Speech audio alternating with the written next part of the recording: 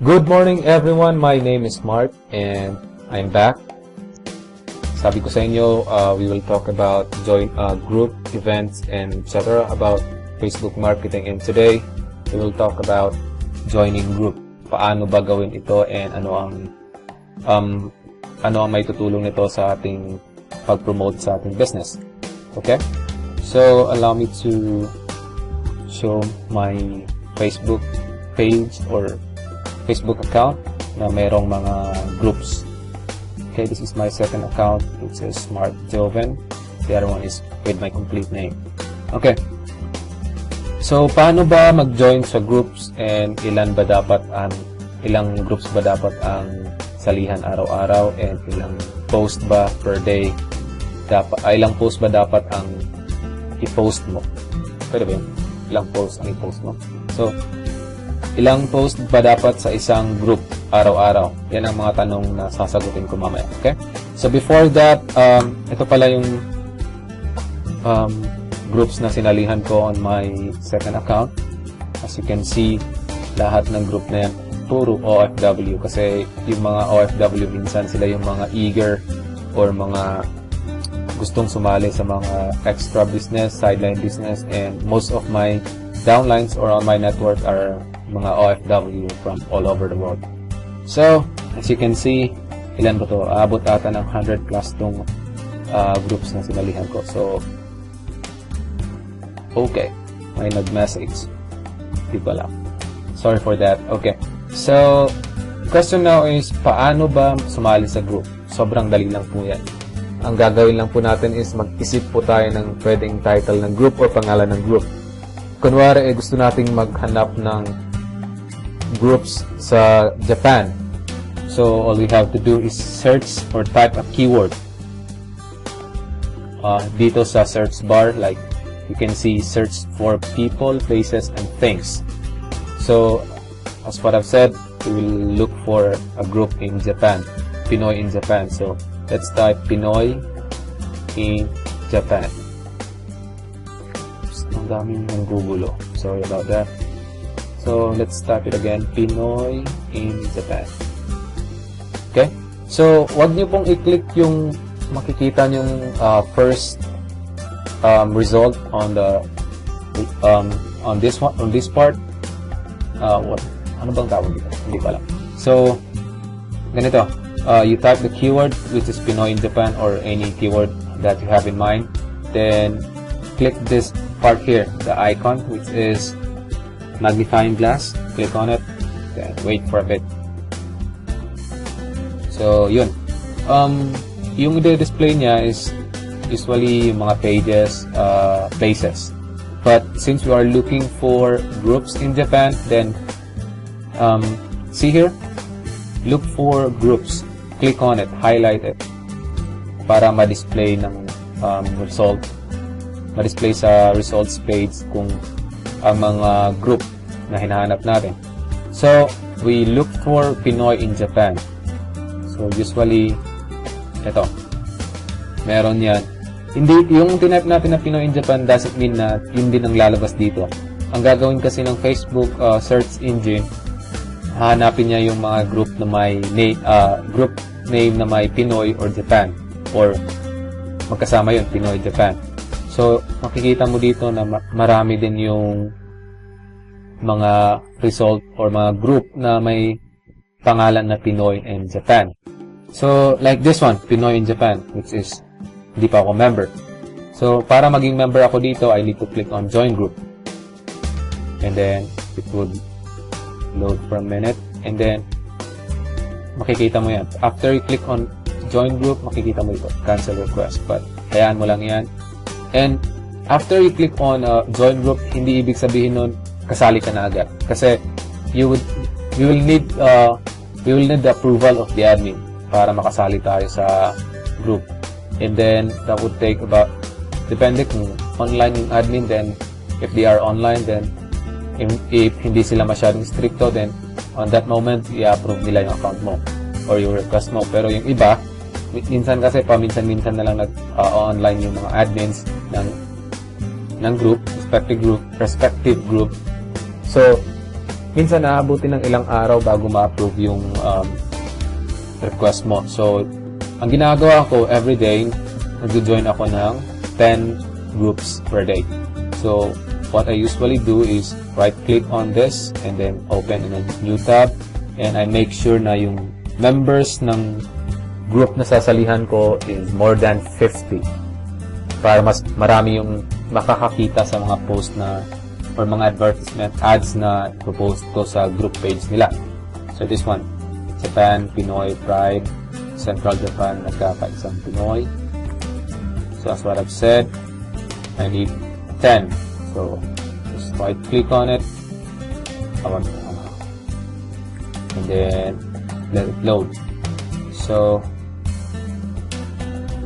see this, join group, data page, join group, join, and then hanggang makaabot ka sa 10. So gawin mo lang yan araw-araw hanggang sa makaipon ka ng groups on your account. Kunwari sa akin, I have already almost 100 groups na nasalihan ko. So ginagawa ko na lang, nagdadagdag ako paunti-unti, tapos yung 100 groups mahigit na yon, nagpo-post ako ng ads. So ngayon, question is, paano ba mag-post ng ads sa group? Simple lang, parang kagaya lang din dun sa sa ginawa natin sa wall posting, dun sa first lesson natin. All you have to do is go to the group. Ito, on the left hand side or left side ng screen mo, makikita mo yung groups. Click on more para makita mo lahat ng group na sinalihan mo. So as what I've said, post 10 or open 10 groups in a day. Pag marami na masyado yung group mo, pag umabot na ng 100, then you could post ads on 10 groups. Sa kagaya sa akin, 100 na ata mahigit. Ang ginagawa ko na lang, magsisimula ako sa pinakababa. Kasi yung sa pinakataas, dito mo makikita yung pinaka-latest na inopen mo na page or group page. Kunwari ito, yung team natin sa Pinoy MBS. I use it today. Doon naman sa pinakababa, I use it a month ago. So meaning, may chance na yung mga post ko dati ay natabunan na ng ibang members. So what I would do now is post another set of advertisement. So kunwari dito, write a post. So di ba nung wall posting natin, ang ginagawa natin is we go to our group page, which is Team Infinite, and then we go to our photos. Then select lang ako ng photos dito. Kunwari ito, or I don't want that. Wala. Ito ba? Saan na yun? This one. So, yan. Save mo lang. Same as what we did in wall posting. Save it on your desktop. Nasave ko na pala sa posting. And then, copy the description. And then, now you can start posting. Okay, so paste the description here, add photo, add mo yung photos photo na sinave mo sa desktop, which is this one, and wait for it to load, 100% load, yung bar. Pag okay na, you can post. Simple as that. Okay, so di ba may suggestion pala ako sa inyo para hindi mapuno yung mga notification nyo, hindi ka matambakan ng notification. If nakasali ka na sa group tapos kaka-open mo lang nung sinalihan mo, pwede mong i-turn off yung notification. So you click this one and turn it off para hindi ka makatanggap ng mga nonsense na mga notification like if ever someone would post on this page like si Juan nag-post ng ganito. Tapos notify ka ng Facebook na may nag-post sa group na sinalihan mo, which is annoying. And ako ayoko ng ganun. So, what I usually do is I turn off the notification. Alright? So, gawin mo lang yun every day. Join at least 10 groups per day. Pero, wag naman nating mag-abusado kasi if we join groups more than 10 or more than 20 a day, may tendency na i-block ka ng Facebook, i-ban yung account mo, baka mapagkamalan ka pang spammer. And then, on posting on pages, group pages, post one advertisement in a group. Isang beses lang, or post one ad. Kasi pag nag-post ka ng marami dyan, like you post one now, and later on you go back here on this exact page, then you post again, then you post a lot of times on the same page, tendency niyan, ibaban ka ng admin or i-kick ka ng admin kasi magagalit yung mga members sa'yo. And then, what else? Di ba sa akin, I have like lots of Facebook groups already. I have a list of them, tons of list. Ang masuggest ko lang dito, like 10, di ba sabi ko sa'yo, 10, you join 10 groups a day. So, pag nag-post ka rin, mag-post ka lang sa 10 groups a day. Huwag nang mas marami doon kasi baka ma-block ka pa ng Facebook, mapagkamalan kang spammer. So, again, let's do a recap. Join 10 groups a day. Then, post in 10 groups a day.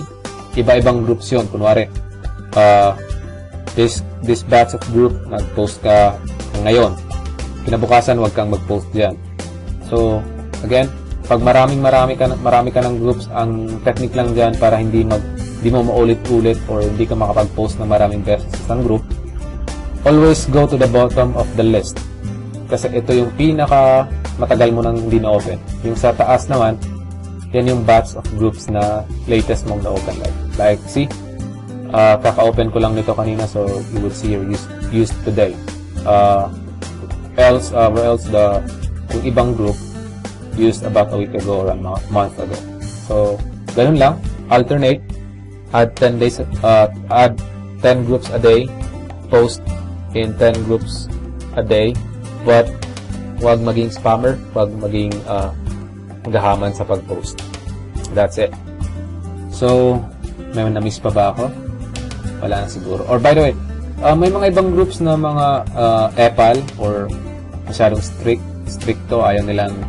Hindi sila tumatanggap ng or ayaw nila yung mag-post ka ng advertisement about your company, about your business. So, tendency nun, baka i-kick ka nila, okay lang yun. So, pag i-kick ka, wala namang mawawala sa'yo. Sila ang mawawalan kasi hindi nila malalaman yung business opportunity na gusto mong i-share sa kanila. So, wag kang magtampo or just let it go. Go to the next group. There are tons of group out there na kailangan mo lang malaman. So again, thank you for watching this video, and it took 13 minutes or 14 minutes. Medyo mahaba siya. So I hope wala akong na-miss about Facebook, but if may bago akong nalaman, I will update this video, and the next part of the video would be adding friends or growing your list. So that's it for today, and thank you for watching this video. I hope may natutunan kayo kahit konti man lang. And have a great day, and God bless everyone.